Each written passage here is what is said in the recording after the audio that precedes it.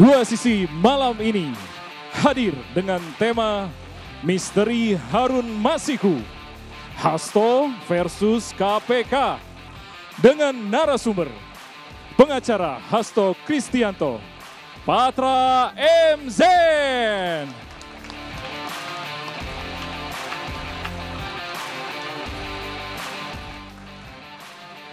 Politisi PDI Perjuangan, Kapitra Ampera.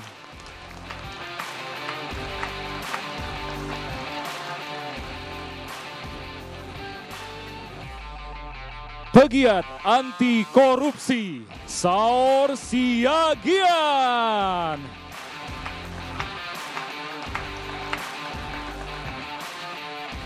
Politisi PSI, Ade Armando.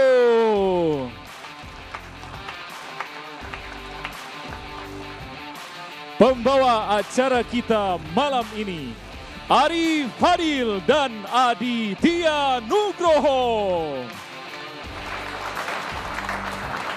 Assalamualaikum warahmatullahi wabarakatuh. Selamat malam pemirsa. Anda menyaksikan kami kembali di Dua Sisi. Betul sekali. Hari ini kita memiliki informasi yang sangat menarik. Apa tuh? Hakim Tunggal Pengadilan Negeri Jakarta Selatan menolak gugatan pra-peradilan yang diajukan oleh Sekjen PDI Perjuangan Hasto Kristianto. Penetapan Hasto sebagai tersangka oleh penyidik KPK dinyatakan sah dan sesuai dengan ketentuan hukum. Oke, kita tadi juga sudah mendengar ya pada sore hari tadi. Belum lama loh ini ya.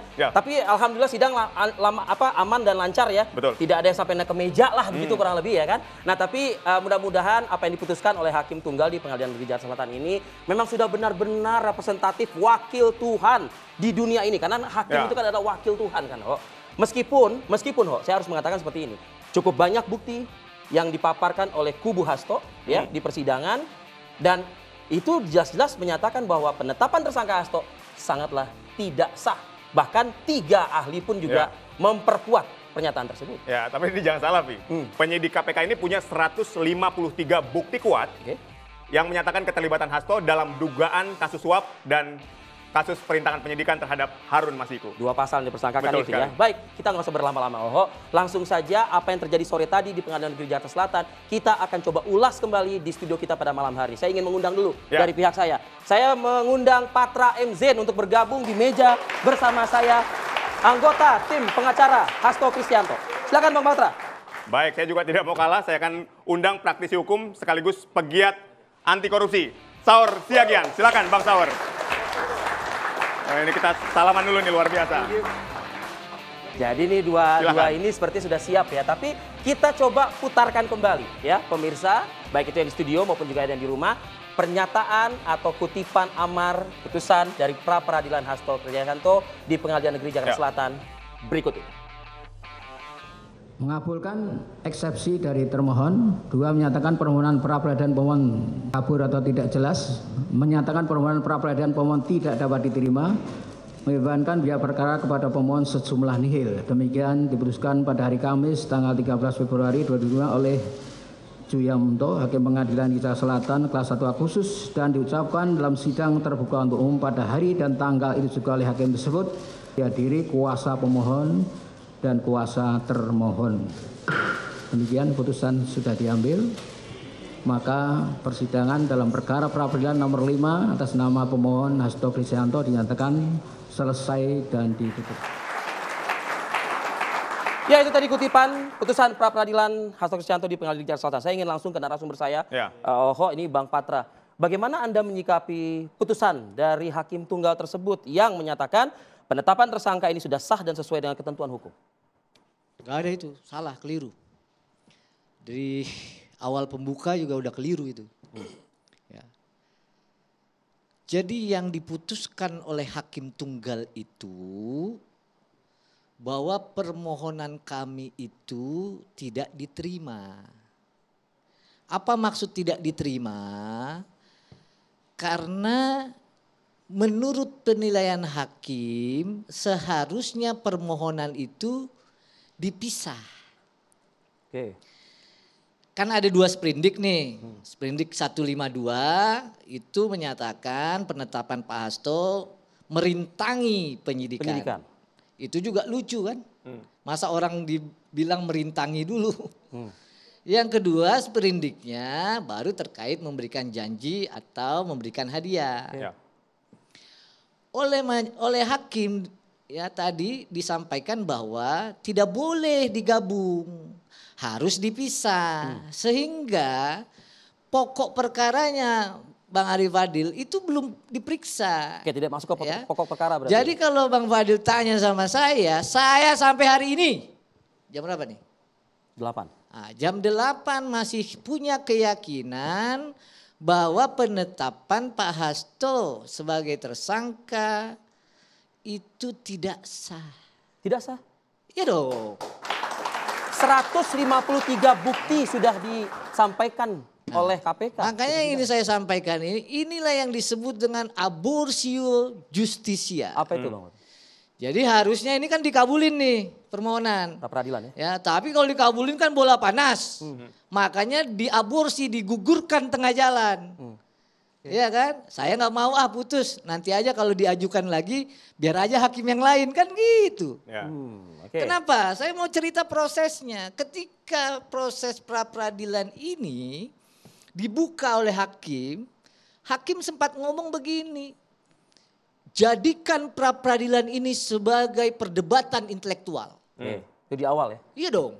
Wah cakep nih. Ya dong. Kita beradu argumen hukum nih. Beradu alat bukti surat dong. Beradu saksi dong. Oke. Tetapi ketika tadi sore dinyatakan bahwa permohonan tidak diterima. Kalau yang saya dengar itu, ya kami belum terima salinan putusan. Ya. Tidak ada norma, tidak ada undang-undang, tidak ada pasal yang menjadi cantolan. Wow.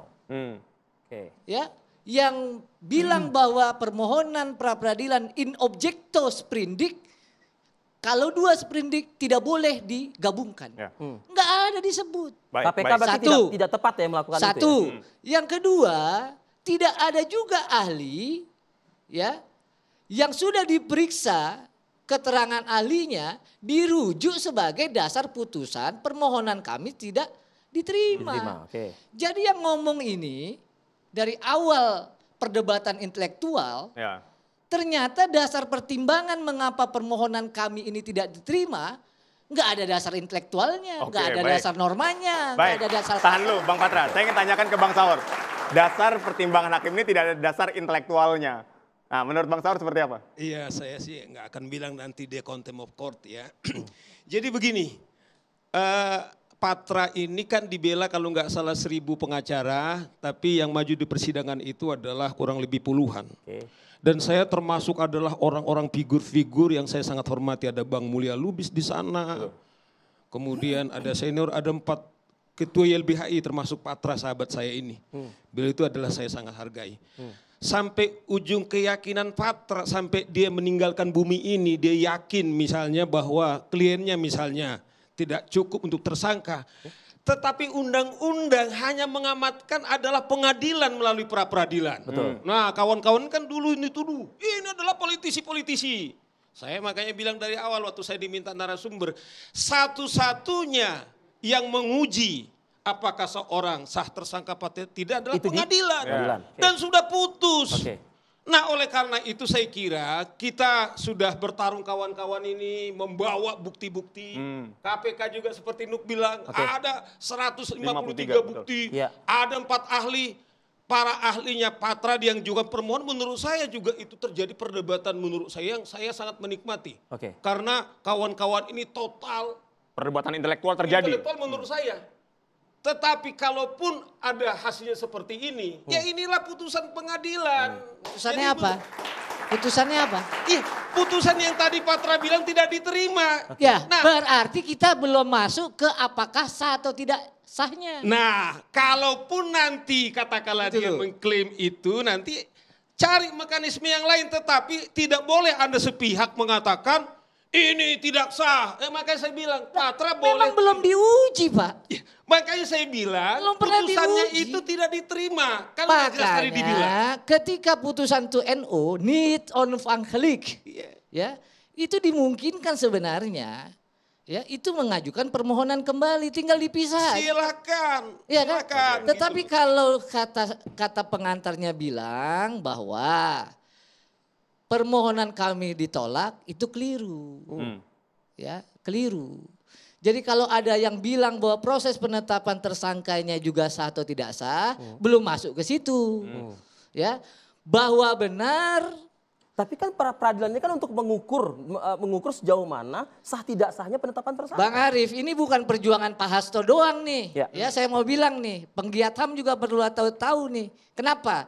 Apa boleh orang ditetapkan tersangka ya tanpa proses penyidikan? Itu kan mau diuji. Boleh. Nah, silakan Bang Saur. Ini boleh dijawab nih. Yang kedua, pertanyaannya ya, berdasarkan putusan Mahkamah Konstitusi nomor 21 PUU garis strip ya angka Romawi 12 2015 ya, itu sudah dibilang tuh dalam amal pertimbangan hukum. Ketika penyidik menetapkan tersangka, wajib calon tersangkanya diperiksa terlebih dahulu. Oke, dan ini tidak. Ya, kan kita dalilkan itu. Itulah makanya kita uji. Jadi yang kita maksud adalah ya, ini bukan soal perjuangan antara penetapan tersangka seseorang. Tapi kita semua ya berarti. Kita semua ini. Baik. Bang Saur, pertanyaannya gini Bang. Tidak ada penyelidikan dan sebelum ke sana, pemeriksaan. saya menarik ini Pak Hasto ini. Silakan. Ini KPK sewenang-wenang berarti Bang Iya. Saur. Jadi kasus Hasto ini, Fadil, sudah ada beberapa korban. Setidaknya ada 3 pejabat. Ada KPU kemudian dipecat. Ya. Ada anggota Bawaslu dipecat. Ya. Ada juga Dirjen Imigrasi dipecat. Tetapi juga ada teman saya sebagai advokat juga karena dituduh menjadi suap juga udah jadi terpidana. Oleh karena itu menurut saya hati-hati kita. Saya agak prihatin misalnya ada Prof. Koni, saya sangat hormati itu. Ya. Kawan-kawan ini mengatakan ada rahasia yang dibawa ke Soviet. Betul. Ya toh, Lebar itu. nanti akan kami Lebar. Ini buka pra-peradilan gitu loh Kak. ini. Ternyata Pra-peradilan kita ini bilang penetapan sebentar tersangka dulu, itu sah Patra. atau enggak. Jangan Anda melebar jangan kemana-mana. bilang menyangkut kepentingan Anda. Ini kepentingan udah banyak korban.